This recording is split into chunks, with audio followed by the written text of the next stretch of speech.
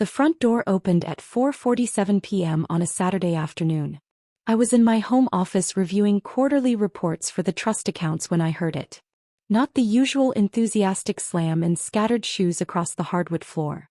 Not the immediate shout of "Mom, I'm home" that typically echoed through our house. Just a quiet, careful click of the door closing, followed by an unsettling silence that made me look up from my laptop screen. Something was wrong. I found him in the hallway, frozen in place like he wasn't sure what to do next. 7 years old, still wearing the good clothes we'd picked out together that morning. The blue button-up shirt I'd ironed carefully and the khaki pants he'd complained were too uncomfortable but wore anyway because it was a special occasion. His face was red and blotchy, eyes puffy and swollen. He wasn't actively crying anymore, but the evidence of recent tears was clear on his cheeks. "Hey buddy," I said softly, kneeling down. "What happened?" He looked at the floor. His small hands twisted together. "I don't want to talk about it." I waited. Years of being a single parent had taught me that patience works better than pressure. After a moment he took a shaky breath. "Aunt Jessica said I couldn't come inside," he whispered. "She said the party was for real family only." My chest tightened but I kept my voice calm. "Where were you?" "In the backyard." He made me stand by the window and watch. Everyone was eating cake and opening presents. Cousin Tyler got a new bike. They were all laughing. His voice cracked. "I asked if I could have some cake and Aunt Jessica said I should have brought my own food if I was hungry." I stood slowly processing this. My sister. My own sister had done this to my child. Did anyone else say anything? He nodded, tears starting fresh. Uncle Mark laughed. He said I should be grateful I got to watch. Grandma was there too. She didn't stop them. I pulled him into a hug. He buried his face in my shoulder and finally let it all out. Those deep, gasping sobs that break a parent's heart. I held him until the shaking stopped, stroking his hair, murmuring that everything would be okay. And it would be. Just not for them. After he calmed down, I made him hot chocolate and set him up with his favorite movie in the living room. Then I went to my office and closed the door. My laptop was already on. I pulled up the secure folder I rarely accessed, the one with the complex password and two-factor authentication. The folder containing all the trust documents our parents had established before their deaths 3 years ago in that car accident that changed everything for our family. Most of the family didn't know the actual details of how the trust worked. They assumed everything had been divided equally among the siblings. They assumed they all had direct access to their shares, that the money simply flowed into their accounts automatically each month. They assumed they were independent beneficiaries with full control over their inheritance. They assumed wrong. I opened the primary trust document, all 47 pages of carefully crafted legal language that my parents had spent months working on with their estate attorney. I scrolled to Section 7, Subsection C, Distribution Authority and Trustee Powers. The section I'd memorized but rarely had to reference because I'd never needed to exercise the full extent of the authority it granted me. My parents had named me as the sole trustee with complete discretionary control over all distributions until each beneficiary reached age 45. Jessica was 38. Mark was 41. Neither had hit the threshold where they'd gain direct access to their trust principal. That was still 7 years away for Jessica for Mark. The monthly distributions they'd been receiving? Those came through my approval. The trust paid for Jessica's mortgage. Mark's car payments. Their vacation home maintenance. Even their children's private school tuition. All of it flowed through accounts I managed. I opened my email and started typing. No anger, no accusations. Just cold administrative efficiency. To Morrison Trust Administration. Subject: Distribution changes effective immediately. Please implement the following changes to monthly distributions. Jessica Morrison, suspend all payments indefinitely. Mark Morrison, suspend all payments indefinitely. Associated dependent distributions, suspend indefinitely. Reason: Trustee discretionary decision per Section 7C authority. I'll send the formal documentation by end of business Monday. I hit send at 5:03 p.m. My phone rang at 5:47 p.m. I let it go to voicemail. It was Jessica. "What the hell did you do? The trust administrator just called saying my payments are suspended. Call me back right now." 3 more calls came in the next hour. I ignored all of them. At 7:15 p.m., My son was in bed, finally sleeping peacefully. My phone buzzed with a text from Mark. This is insane. You can't just cut us off. We have bills. Contracts. Call me immediately. I typed back one line. You should have thought about that before humiliating a 7-year-old child. My phone exploded. Texts, calls, voicemails. I turned off the sound and poured myself a glass of wine. Sunday morning brought an unexpected visitor. Jessica showed up at my door at 8:30 a.m. looking like she hadn't slept. We need to talk, she said, pushing past me into the house. I closed the door calmly and followed her to the living room. She was pacing, agitated. You can't do this. I have a mortgage. Car payments. The kids' school tuition is due in 2 weeks. I sat down on the couch, coffee in hand. I'm aware of your expenses. I approve them every month. Then why would you cut everything off? Over what exactly? You made my son stand outside in your backyard and watch his cousin's birthday party through the window. You told a 7-year-old he wasn't real family. She had the decency to look uncomfortable. That's not exactly what happened. That's exactly what happened. He came home traumatized. He was being difficult. He showed up uninvited and we already had the seating arranged. I told him he could come to the next one. I set my coffee down carefully. He's 7. You invited his cousin who he plays with every week.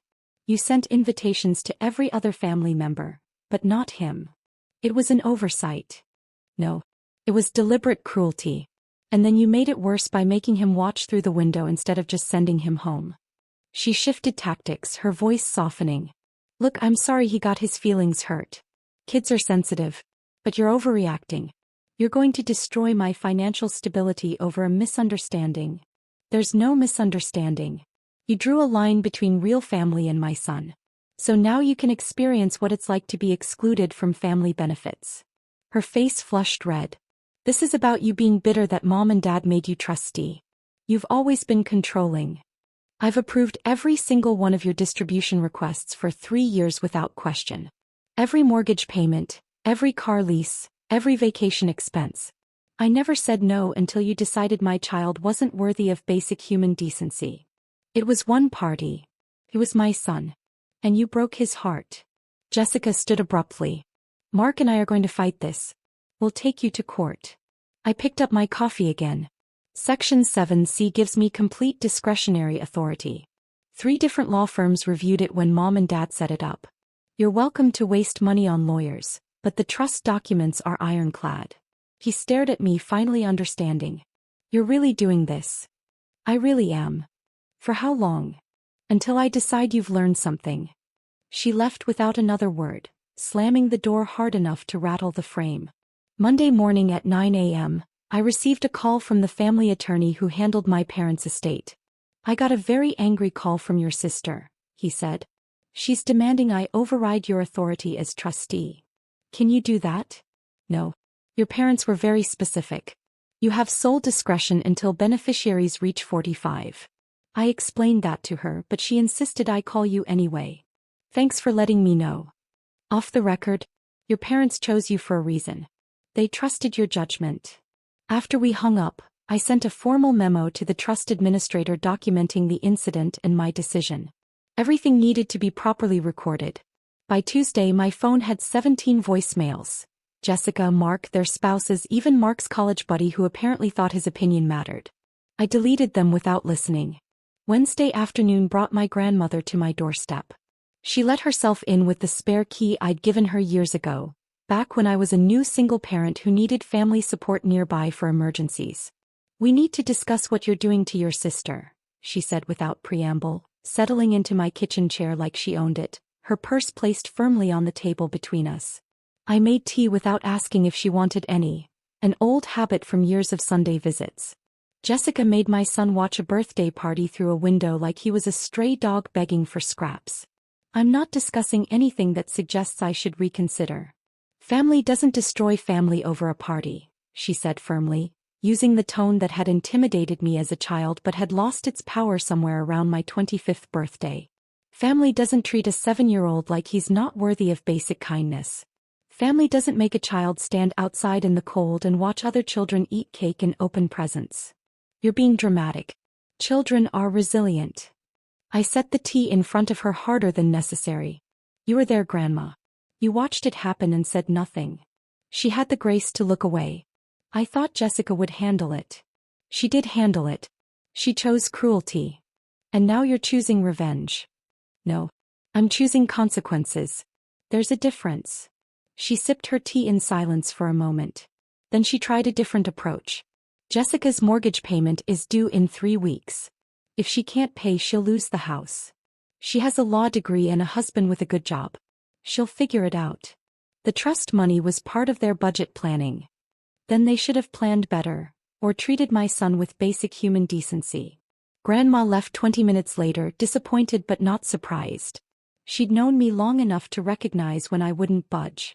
Thursday brought the email I'd been expecting. From Mark, formal and legal sounding. This is to notify you that we are seeking legal counsel regarding your abuse of trustee authority. Your personal vendetta is affecting multiple family members and their children. This is unacceptable and likely actionable. I forwarded it to the estate attorney with a simple note. FYI. He replied within an hour. Let them waste their money. The documents are bulletproof. Friday evening, I was making dinner when my son came into the kitchen. Mommy, is Aunt Jessica mad at me? I turned off the stove and knelt down to his level. Why would you think that? Tyler said his mom is really upset and it's because of me. I felt a fresh wave of anger at Jessica for letting this reach the kids. Aunt Jessica made a bad choice. She hurt your feelings and now she's upset because there are consequences. But none of this is your fault. You did nothing wrong. Are we still family? You and Tyler are definitely still cousins. You and I are definitely still family.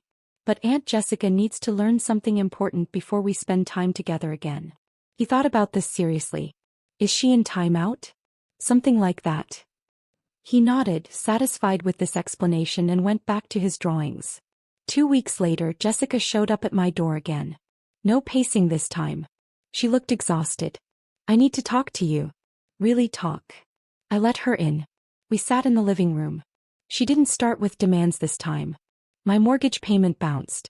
The school called about tuition. Mark's car got repossessed because his lease payment didn't go through. She rubbed her face. I get it. I understand what you're doing. Do you? You're showing us what it feels like to be excluded. To have things taken away for no good reason. For a very good reason. You were needlessly cruel to a child. She was quiet for a long moment. I was angry at you. I've been angry for years. About what? About Mom and Dad making you trustee. About you being the one with control. About you always being the responsible one, the one they trusted. She looked up, eyes red. And I took it out on your son. I made him the outsider because I've felt like the outsider in your shadow my whole life. I didn't respond immediately. This was more honesty than Jessica had offered in years.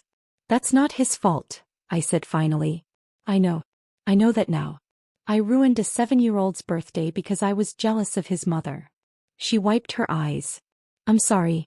Genuinely, deeply sorry. Not because you cut off the money. Because I hurt him. He cried himself to sleep that night. I know. Tyler told me how excited he was about the party. How he kept asking when his cousin was coming inside. Her voice broke.